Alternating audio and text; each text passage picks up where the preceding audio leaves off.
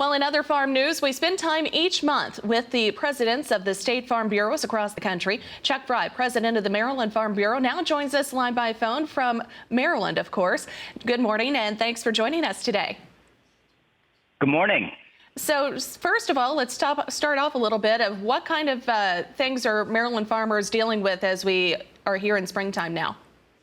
Well, we've had a dry spell. We've got a lot of corn planted last week or two.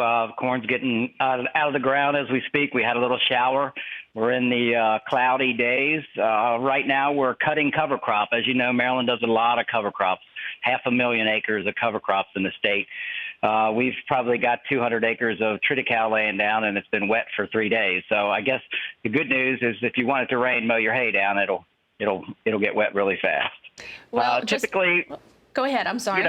Typically, we do a lot of cost-effective and environmentally friendly ways on cover crops. So we're doing a lot to save the Bay here.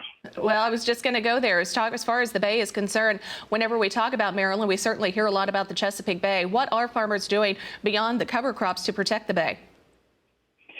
Well, we do a lot.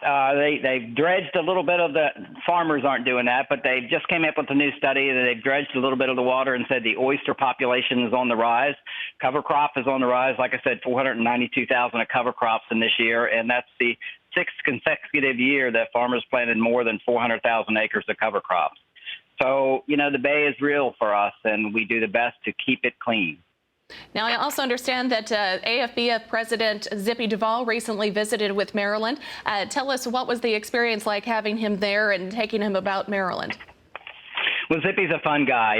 Ever since he became president, he was one of the first people that took me under his arm. I'm also on the board of directors for AFBF, and being a fellow dairy farmer, he understands what we go through. And he lives 45 minutes outside of Washington, so his joke is he's going to come up and milk weekend shifts for me. But he did want to come up when we had a kids tour, and we're celebrating Dairy Month in June.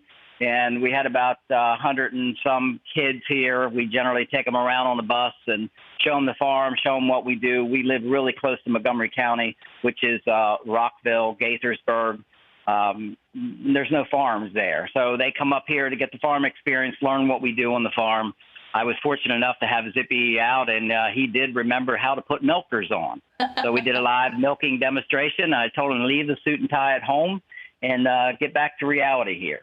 Well, so we had a great time. Well, I'm glad to hear that. Thank you very much for sharing the experience with us and also catching us up with what's going on in Maryland agriculture. Again, Chuck Fry, he's the president of Maryland Farm Bureau, joining us here by phone.